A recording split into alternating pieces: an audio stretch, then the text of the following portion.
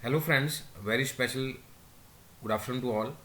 जैसा कि आप सभी जानते हैं कि हमने सीडीपी के रिगार्डिंग काफ़ी सारे क्वेश्चंस की प्रैक्टिस कर ली है, यानी कि 2024 के अप्रॉक्सीमेटली 90 क्वेश्चंस की प्रैक्टिस करी है हमने, जिसमें सीटेट पेपर 1 था। उसमें सारे सब्जेक्ट्स का सीडीपी हमने स्कोर कवर कर लिया। अगर हम टोटल परसेंटेज इसमें काउंट करें सो 60% वेटेज होता है सीडीपी का। इसी वजह से आपको ये वीडियो देखना कि 60% अगर हम स्कोर करते हैं तो वो ज़्यादा बेटर रहता है। कल वाली वीडियो में हमने 15 क्वेश्चन लिए थे और हम पोस्ट में भी क्वेश्चन डालते हैं, वो भी इंपॉर्टेंट क्वेश्चन होता है जो एग्ज़ाम में आ सकता है, अलग अलग टीचिंग एग्ज़ाम में पूछा गया है। उसी के साथ जो आज हम डिस्कस करेंगे, आज हम 16 से लेके 30 तक क्वेश्चंस को क्या करेंगे, डिस्कस करेंगे। उसके बाद वही जो हमारा मेन रूल है, मैथ के सीडीपी के क्वेश्चंस होंगे, इंग्लिश के सीडीपी के क्वेश्चंस होंगे, पेपर 2 के हिंदी के होंगे और पंजाबी के। तो अगर आप ये इसको दोबारा से मल्टीप्लाई करें 15 15 15 60 क्वेश्चन ये हो गए, 15 आज करेंगे 75, 15 कल कर चुके हैं तो 90। टोटल पिछले एक सप्ताह के अंदर हम 180 क्वेश्चंस को कवर कर देंगे, यानी कि इतने सारे कॉन्सेप्ट कवर होने के साथ डेफिनेटली जो हमारा सिलेक्शन है वो हो ही जाएगा। हाँ जी, आगे वाली स्लाइड की तरफ हम चल रहे हैं। उम्मीद है आपको कोई डाउट नहीं रहा होगा, कोई कमेंट आपने नहीं किया है, इट मीन सारी बातें आपको समझ आ गई हैं और प्रॉपरली आपने उनको व्यू भी किया है। हाँ जी, 16th question, inclusive classroom does not offer the differentiated instruction. Instruction is a policy that stresses equal opportunity by providing same learning goals, strategies and the assessment methods. समावेशन एक नीति है जैसे सीखने के लक्षणों, रणनीतियों, मूल्यांकन विधियों को प्रदान करने करने के साथ साथ समान अवसरों के ऊपर भी जोर देती है। अब आप देखिए, ये कह रहा है कि डज नॉट ऑफर, क्या डिफरेंशिएटेड इंस्ट्रक्शन नहीं ऑफर करता? बिल्कुल करता है जी। हर एक जो इंडिविजुअल है वो अपने आप में क्या होता है, डिफरेंट होता है। ये भी गलत होगा। It is a policy equal opportunity by providing same learning goals. सबके लिए सेम लर्निंग गोल्स और असेसमेंट मेथड्स नहीं होंगे। इक्वल अपॉर्चुनिटी तो सबको दी जाएगी, लेकिन सेम चीज़ें नहीं होंगी। सबके लिए जो होगा गोल अलग अलग होगा। वोकेशनल के लिए डिफरेंट होगा, अदर स्ट्रीम्स के लिए क्या होगा, वो डिफरेंट होगा। नेक्स्ट हम 17th क्वेश्चन की तरफ चल रहे हैं। Use of people first language such as description students with a learning disability instead of learning disabled students, taking away the emphasis from disabilities not in the true spirit of inclusion, is in consonance with human rights approach to inclusion, illustrate the emphasis on medical model of disability, is a hindrance in correct identification labeling of people with disabilities। अक्षमता के चिकित्सक model पर जोर देना, समावेशन के मानवाधिकार दृष्टिकोण के अनुरूप चलना और उसके साथ साथ समावेशन की सच्ची भावना में सही नहीं है। वो कह रहा है कि अगर हम इन सब चीज़ों से जोर हटा देते हैं कि आप अक्षम्य हैं या मेंटली प्रॉब्लम है तो क्या ये ठीक है? लेकिन यहाँ पर क्या पूछा जा रहा है, अगर हिंदी में देख रहे हैं, अधिगम अक्षम छात्रों के बजाय अधिगम अक्षमता वाले छात्र के संबोधन का उपयोग करना है। स्टूडेंट विद लर्निंग डिसेबिलिटी की जगह पे हमें क्या करना है, ये वर्ड यूज करना है instead of learning disabled students. तो आप देखिए किन चीज़ों को, तो ये हनन किसका हो जाएगा, is in consonance with the human rights approach to the include, समावेशन के मानवाधिकार दृष्टिकोण के अनुरूप है। तो इसका जो राइट आंसर है वो है second is the right one. Example of assistive technological devices to cater the need of children with the visual difficulties include. अब आप देख भी सकते हैं कि इसमें जो हमें क्वेश्चन पूछे जा रहे हैं वो क्वेश्चन इंक्लूजन के ऊपर भी हैं, डिसेबिलिटीज़ के ऊपर भी हैं, कल भी मैंने बात रखी थी, और टीचिंग मटेरियल और जो एड्स हम प्रोवाइड करते हैं उसके ऊपर भी है। अल्टरनेटिव कंप्यूटर इनपुट डिवाइसेज है जी, ब्रेल एम्बॉसर एंड डिस्प्ले है, speech recognition software, speech to text जो होता है, या यूज़ ऑफ लैंग्वेज है। तो आप देखिए यहाँ पर केटर करना है, लेकिन विजुअल डिफ़िकल्टीज़ है। क्या विजुअल के लिए साइन लैंग्वेज आएगा? पहले तो ये रीड करिए, डी वाला ऑप्शन कैंसिल कर दीजिए, ठीक है जी। ओनली अब डेफिनेटली कंप्यूटर के इनपुट डिवाइसेस तो आएंगे आएंगे। सो हमारे पास जो राइट आंसर बन रहा है वो कौन सा है, ए ऑप्शन। वैकल्पिक कंप्यूटर इनपुट उपकरण, ब्रेल एम्बॉसर और प्रदर्शक, वॉक पहचान सॉफ्टवेयर यानी कि स्पीच टू टेक्स्ट के बारे में। नेक्स्ट क्वेश्चन की तरफ चल रहे हैं। चारों के चारों क्वेश्चन सेम थे, 16 17, 18 और 19। ये लीजिए ऑटिज्म वर्ड हमने कल यूज़ किया था क्लास में। To support inclusion of students with autism it is advisable to, स्वलीनता वाले विद्यार्थियों को समावेशन का समर्थन करने के लिए ऐसा क्या उपयुक्त माना जाता है। Avoid giving visual support and visual cues, कि जो संकेत हैं, create a classroom setting with a over stimulating, formed an unstructured setup with the random routines, use of concrete literal and consist language. अब देखिए हमें पता है कि उन बच्चों को सपोर्ट करना है, अब अच्छे तरीके से बातचीत नहीं कर पाएंगे तो दृश्य वाली तो बात ही नहीं है, क्योंकि वो सोशली इतना जुड़े नहीं होते। कक्षा का वातावरण ऐसा कि विद्यार्थी के लिए अति ये नेगेटिव वर्ड है ओवर स्टिमुलेटिंग। अनस्ट्रक्चर्ड भी सेटअप गलत है, तो एक चीज़ ठोस होनी चाहिए, शाब्दिक और कंसिस्टेंट। आपके लिए देख सकते हैं, अगर आप इस वीडियो में यहाँ तक पहुँच गए हैं, आपके लिए कंसिस्टेंट ही चीज़ें चल रही हैं, स्ट्रक्चर्ड वे में चल रही हैं। हम ऑटिज्म के लिए लेके नहीं कह रहे, हम वैसे एग्जांपल दे रहे हैं कि जब किसी को सपोर्ट करना है तो उसमें आपके पास कॉन्क्रीट, लिटरल और कंसिस्टेंट चीज़ें होनी चाहिए, तभी आप सबको सपोर्ट कर पाएंगे, वेदर ऑटिज्म है या नहीं भी है। हाँ जी, 20 नंबर क्वेश्चन जी। In order to address the needs of talented creative children in the classroom it is important. अब हमें मालूम है कि टैलेंटेड और क्रिएटिव की बात कर दी गई है, हमें रिफ्लेक्टिव भी ढूंढना पड़ेगा, थोड़ा सा आउट ऑफ द वे भी ढूंढना पड़ेगा कि बच्चा उसमें क्या हमारे लिए देख रहा है। Keep them engage interesting learning process, ये पॉजिटिव वर्ड है। Provide with detail and explains, ये भी पॉजिटिव है। Ensure that they receive higher grades, ये तो गलत हो गया, चूज कर रहे हैं अभी। Give primacy, no. अब फर्स्ट और सेकंड से यूज करना है, उन्हें विस्तृत और स्पष्ट निर्देशन प्रदान। अगर स्पष्ट एक्सप्लिसिट आपने इंस्ट्रक्शन पास कर दी तो वो कोई चीज़ क्रिएटिव कर नहीं पाएगा। जैसे हम आपको स्टडी करवा रहे हैं, सो इसमें हम अपनी क्रिएटिविटी को यूज़ कर पा रहे हैं, आपको बता पा रहे हैं कि सोसाइटी में चीज़ें क्या चल रही हैं, उन्हें सीखने की प्रक्रिया में व्यस्त रखें, उनकी दिलचस्पी बनाए रखें। ये सबसे ज़्यादा पॉजिटिव है। अगर आप कह रहे हैं सर इंस्ट्रक्शन पास करनी है, तो ये इसके अंदर एब्जॉर्ब हो रहा है। Keep them engage interest in the learning process. जैसे आपको अभी बताया हमने कि कंटिन्यू आपके पास सीडीपी का वीडियो आ ही रहा है, किसी भी एग्ज़ाम में हो, लेकिन वो सीडीपी तो सेम ही है, टीचिंग एप्टीट्यूड तो सेम ही, आप कोई सा भी वीडियो सुन सकते हैं उसमें। Next question, teacher should deal with the failure of students in the classroom. छात्रों के सफलता से शिक्षकों को किस प्रकार निपटना चाहिए। जैसे कई बार ये कह देते हैं कि अगर स्टूडेंट फेल हो जा रहा है, student fail teacher fails. So by critically examining this on pedagogic strategies की देखा जाए, स्वॉट एनालिसिस किया जाए, क्या था correcting and over correcting student हुआ फेल। ऐसा नहीं कर सकते हम, क्योंकि अगर वो फेल हो रहा है, मैंने आपको लाइन में ख़त्म कर दिया, अ टीचर फेल्स, ठीक है जी, कि फेल हो जाएगा जी वो अगर स्टूडेंट फेल है। By setting standard IQ test, no. So caste, ये तो वैसे ही नेगेटिव है।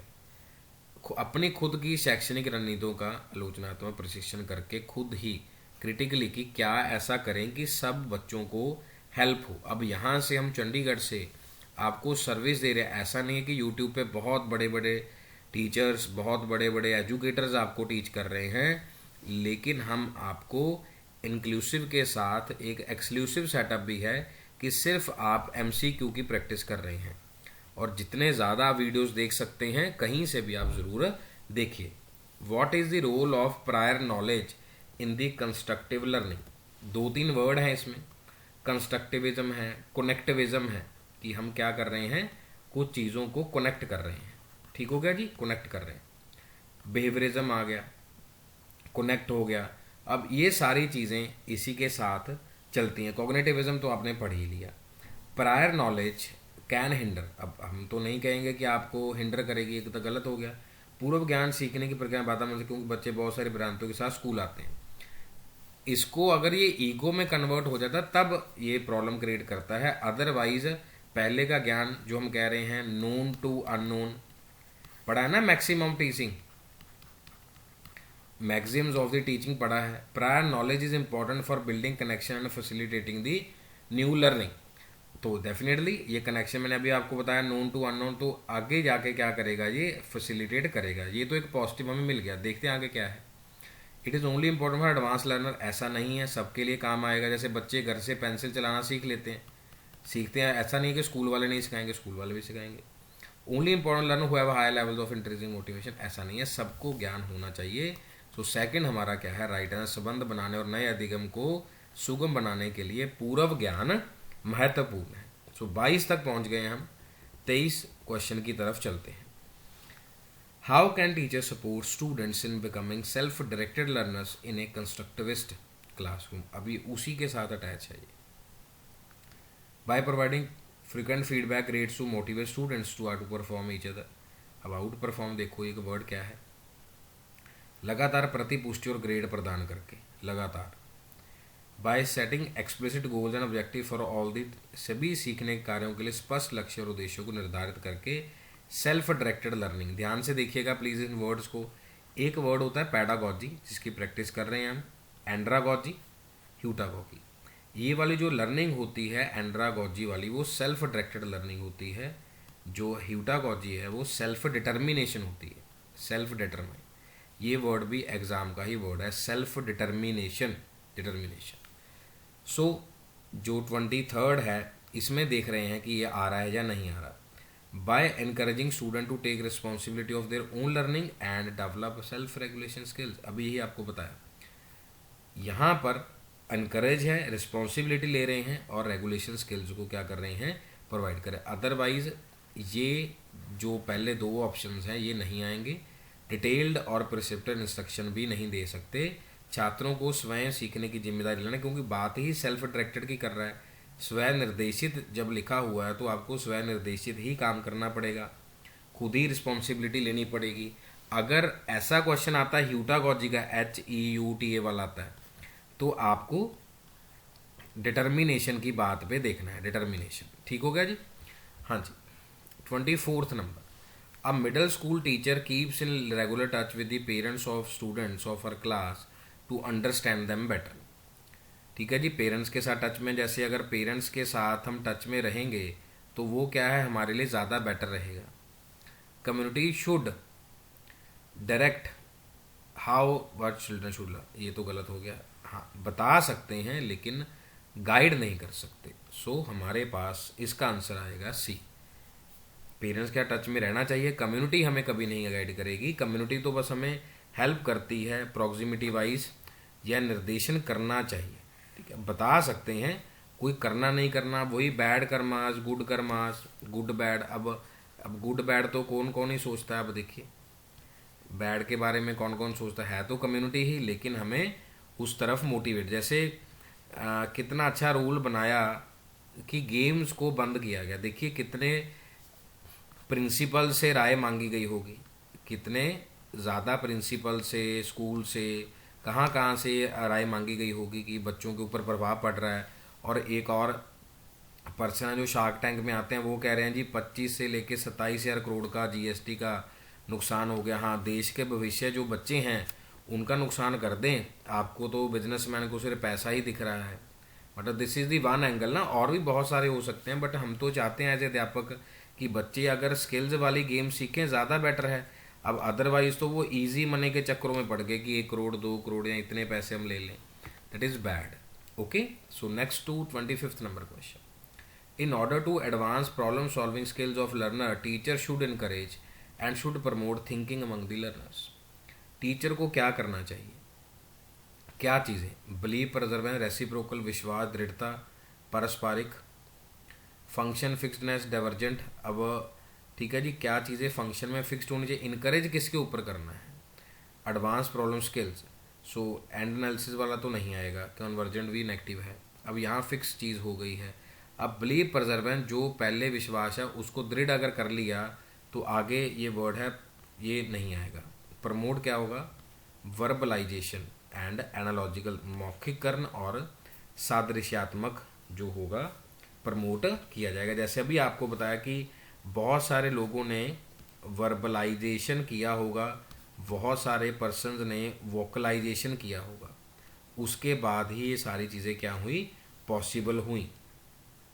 Then in the discovery learning, अब यहाँ प्लीज़ एक वर्ड लिख लीजिए, दैट इज़ ह्यूरिस्टिक,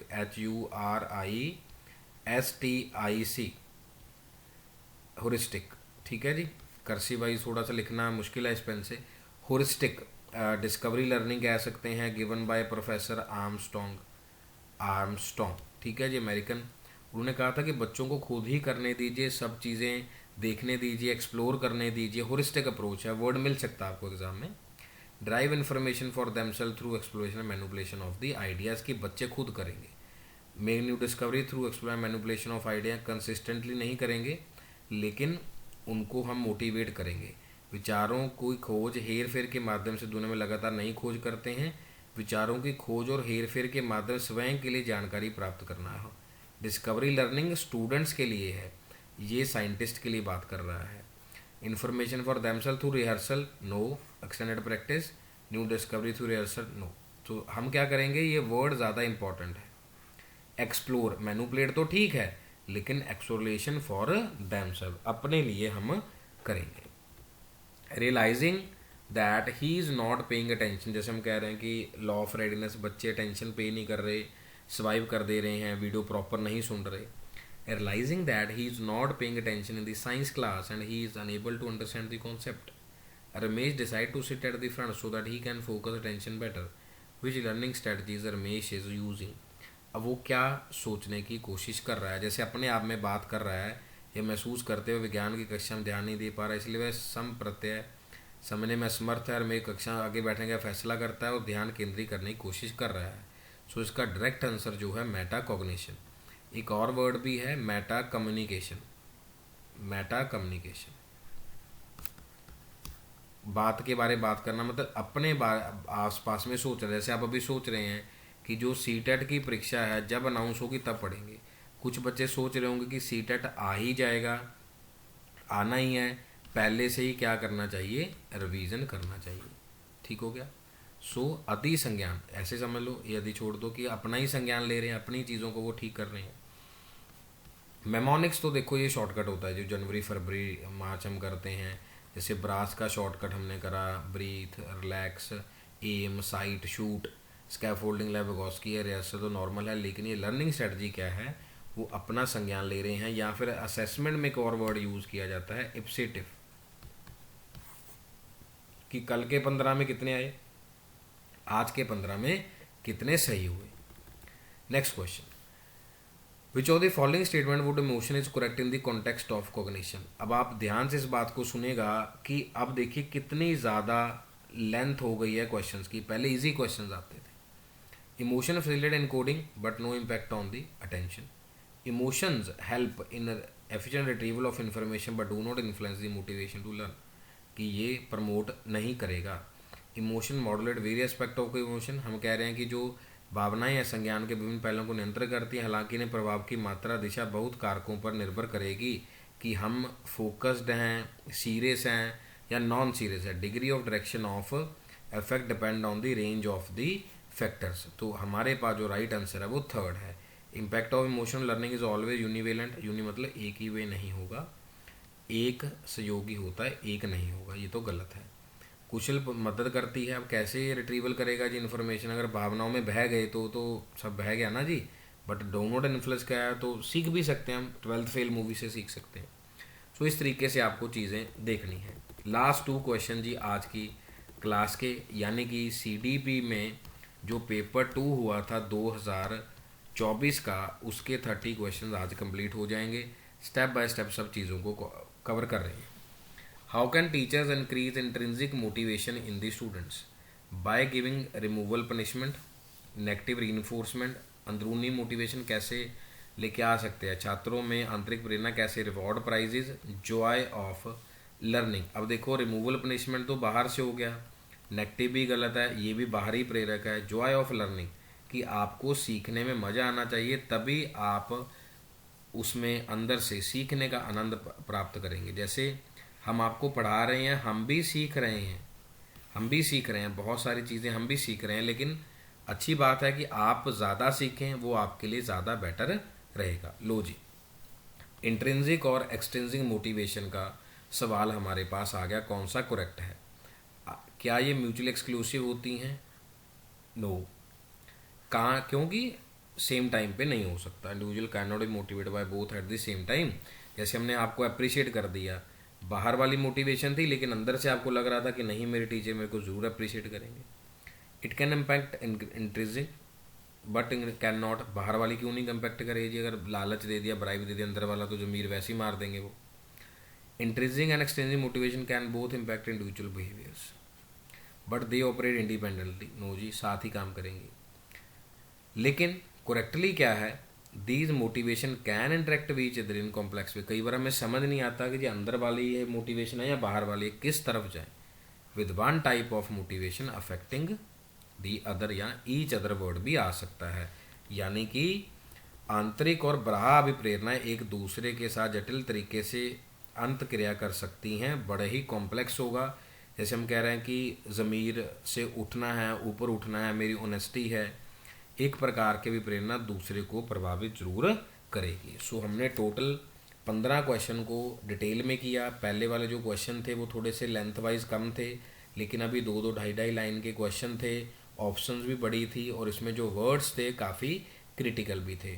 उम्मीद करते हैं कि आपको वीडियो पसंद आया होगा और आप इससे बहुत कुछ सीखेंगे और अपने एग्ज़ाम को क्वालिफाई ज़रूर करेंगे। किसी भी चीज़ की ज़रूरत है, कोई पॉइंट नहीं समझ आया, तो आप वीडियो में कमेंट करके बता सकते हैं। नेक्स्ट वीडियो में हम मैथ के और इंग्लिश के क्वेश्चंस, हिंदी जो मैंने आपको पहले भी बताया, मैथ करेंगे, मैथ पेडागोजी करेंगे, then English pedagogy, then Hindi pedagogy, और उसके बाद पंजाबी। आपके लिए प्लेलिस्ट बना हुआ है, आप प्लेलिस्ट में जाकर चेक कर सकते हैं। बहुत बहुत धन्यवाद जी। अपना और अपने माता पिता का ख्याल रखिए और अच्छे से पढ़ाई करते रहिए।